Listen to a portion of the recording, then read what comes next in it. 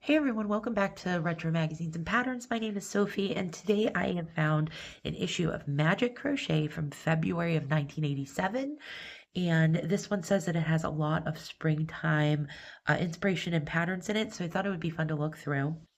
I also wanted to take a minute to just thank everybody who's been subscribing and watching the videos. I just want to let you know, I understand that the production quality has a few things to be desired, but I am working on that. So if you promise to just stick with me, I promise it will get better. But I am learning and I'm enjoying the process of sharing all of this with you guys as I learn. So thank you for sticking with me. Okay, so in this issue, there's going to be some really fun, cute things. This thing right here looks adorable. It looks like a little knitted farm, crocheted farm. So I'm excited to get to that. Okay, so here we have, it looks like a little history on the origins of lace. And this would be an interesting read. I know there's a lot of different ways that people have made lace, make lace now currently. This one's really pretty. It looks like it has a little colored embroidered piece in the center. But there's bobbin lace, Irish lace, there's needle lace, crocheted lace, there's knitted lace, there's all different kinds. So if you're interested in learning a little bit more about that, this would be an interesting article to take a look at. And here's some more over here. You definitely have lace doilies. We've seen those a bunch. I know that I've mentioned before that I'm not well versed in the art of doilies, but I'd like to make some. And I've been finding some really cute vintage patterns that I'd like to take a stab at. Unique ones, I think, not just like a flat, lacy floral doily, but like ones with little swans in them. So let me know below if you'd be interested in seeing some of those. I'll see if I can find a picture of the swan one that I was talking about, and I'll put it up in the video here. Right here we have the crochet basics, so the stitch guide. And let's see, am I missing one? I am. Oh, good. We didn't want to miss this. These are really pretty crochet applique floral pillows. So that's really nice. That's a unique way to dress up your pillows. And these are really pretty. I like this variegated brown. So it really makes it look like a realistic flower center. That's very cute. So it looks like this is the full pattern on this page here. And another pillow in this beautiful peachy color. I know I've mentioned before recently that I am really into the color peach right now. I don't know if it's because I've been looking through a lot of vintage like 80s pattern magazines and they use peach, or if I'm picking 80s pattern magazines because I subconsciously know I will find that palette in here, but I'm really into it. So okay, so the round lace pillow is right here, and that must be, it says it's advanced, but it does say it's coming up, I believe. So we will see that. Yeah, right here. How pretty are those? Those are really nice. I didn't look through this one yet, so when I turn the page and get surprised, you should be able to hear it because I haven't looked through any of these. But this is really pretty. I love that. I think that's such a pretty little way to add a cottagey touch to wherever you're going to place that in your living room, bedroom. Really cute. Oh no, here are some sweet coasters. It says a snack basket, cork, cover up, and coasters. Little snack basket. Oh, that's the cork cover up and the coasters. I like those little cups too. That's a sweet little bar set, I guess would be a good way to put it. I like that. I know my mother was asking for some coasters, and I'm kind of on the lookout for the right coaster for her. Those are cute. Those could be a contender. Oh, okay, so we do have some more pillows. This looks to be like a delicate little granny square, floral granny square. Maybe not specifically a granny square, but it has that look. And then it does have this cute matching lampshade. Well, that's really nice too.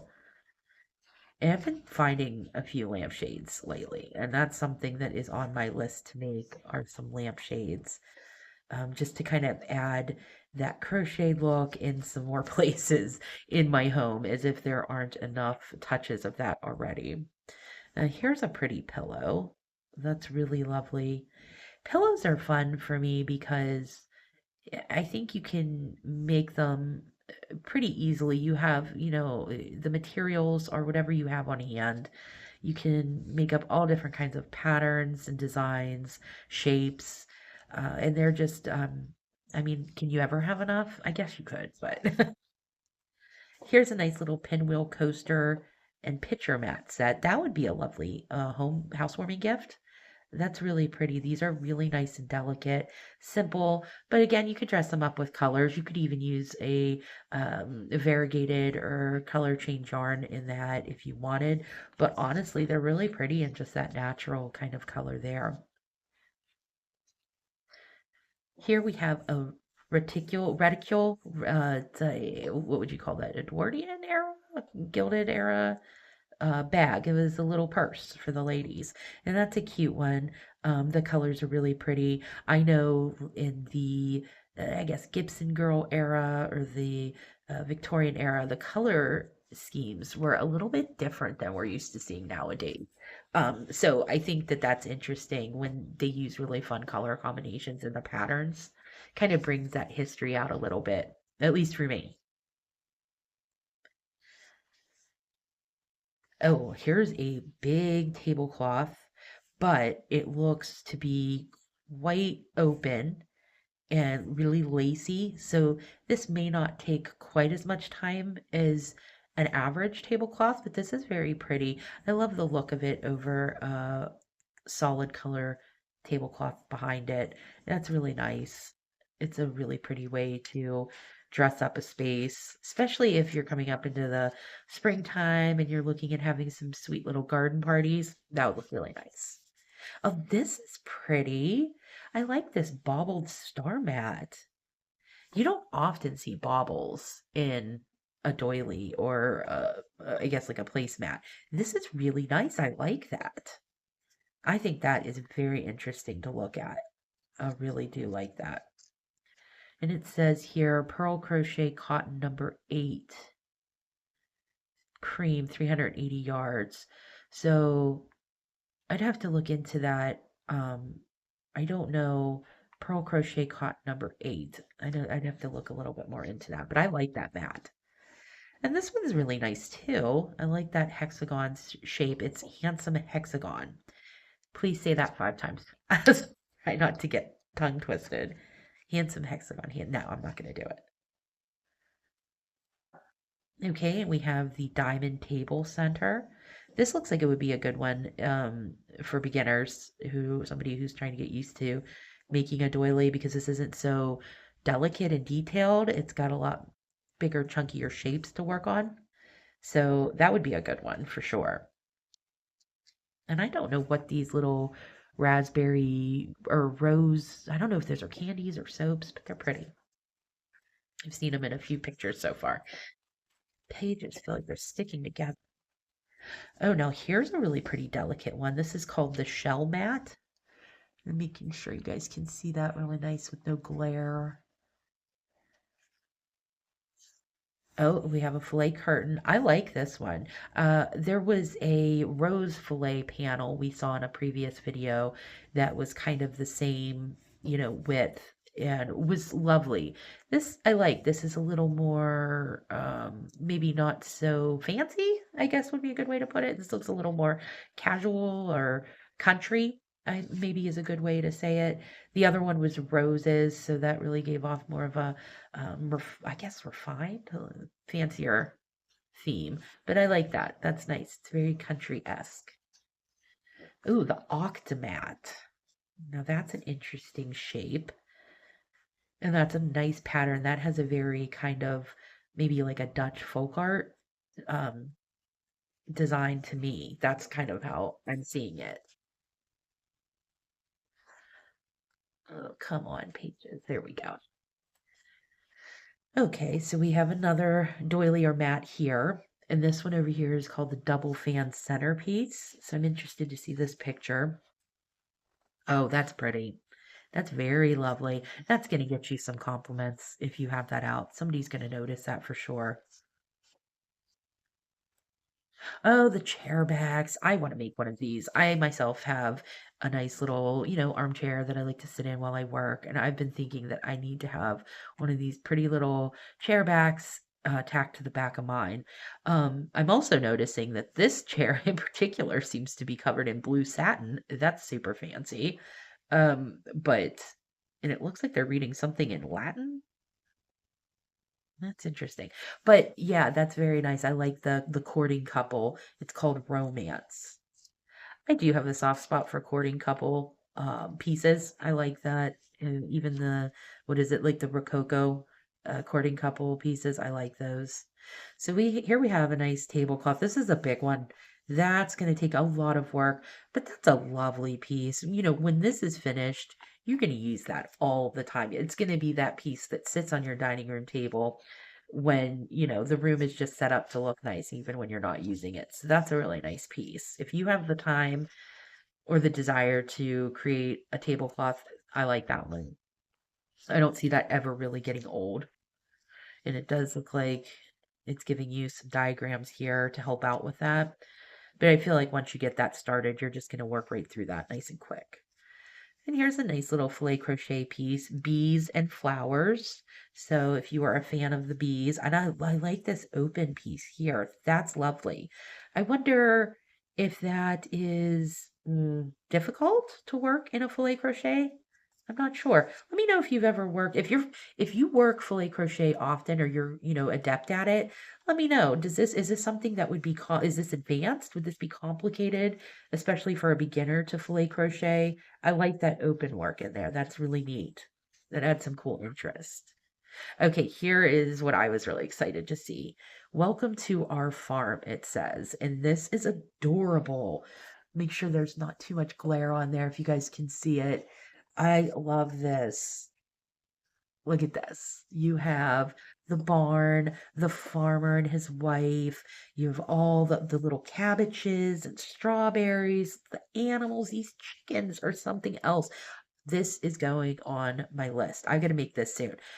I think that I would like to make this and show it to you guys. So let me know if this is something that interests you because I just love making little toys and this little scene, this set is just to die for. It's so cute. So here we have, it looks like a bunch of diagrams for all of it. And that cannot, is that the entirety of the pattern? No, there's some over here too. I was going to say that cannot be all of it. I'm going to be interested to see if I have the skills to follow this to make all of these because that pattern is really fun. I love that. Okay, so not a doily. I know that they tend to show quite a lot of those in these Magic Crochet magazines, but this is really pretty. These collars, I really enjoy these collars, and I like the woven ribbon in here, the woven ribbon. I mean, obviously you can change that to whatever color that you need, but these are great touches for clothing. It's a great way to upcycle a piece or, just make something kind of more your own. So I like that one. It's a lot different than some of the ones that I've seen. It has these pineapple motifs around the edge here. That's nice. Now this is a front frill collar. So this has a bit of, I can like, I don't know, like a necktie, would you say, look? Or maybe like a scarf with the tail coming out. But that's interesting. I do like the ruffle on that. So they do have a few collars in here, which is nice to see. I'd like to see people wearing these a bit more. Um, this looks like a nice simple one. This would be a good one to start with. It's called the old time collar, so it doesn't look terribly complicated. Oh, and here's a nice crochet sweater right here. Sky's the limit. This looks open a bit like a mesh. So I bet this would work up pretty quickly. The ribbing is really nice, and I like the kind of short, like cap sleeves. This is a nice piece. I think that that would look great. You could make a couple of them, some different colorways, no colorways, a solid color. That's a really nice piece. I think you could get a lot of use out of that. Oh, how comfy is that? So this looks like a kind of like a puffy, oversized piece, and this is crochet as well. And it does look like it's using some mohair, yeah, mohair yarn. So it's got that little fuzzy halo to it. I think I would do maybe a brighter pastel in there so you can really see the definition between the striping. But I do like the V-neck. It kind of has a bit of that preppy tennis sweater look. Oh, and you can't get through a magic crochet without a cute baby set. And isn't this sweet? It's just looks nice and plush. It's very like lacy. You have the pretty pink ribbon, the bonnet. I think there's these cute little flower lace eyelets, very cute. The sweet baby set. Oh boy, look at that face. And this is really cute. This is double breasted, I can see. It's got the buttons here and here. And this is crochet, but it does look like it has a honeycomb texture to it. So that's a pretty little baby jacket. Sometimes I wish they would make the baby clothes in a brighter color so you could kind of read it a little better as far as like seeing that texture that they have. They work so hard on them. Applique towels. These are lovely. I don't see so many of these anymore. They used to be very popular in the 90s. You know, my mother had a few of them in our guest bathroom, but these are cute.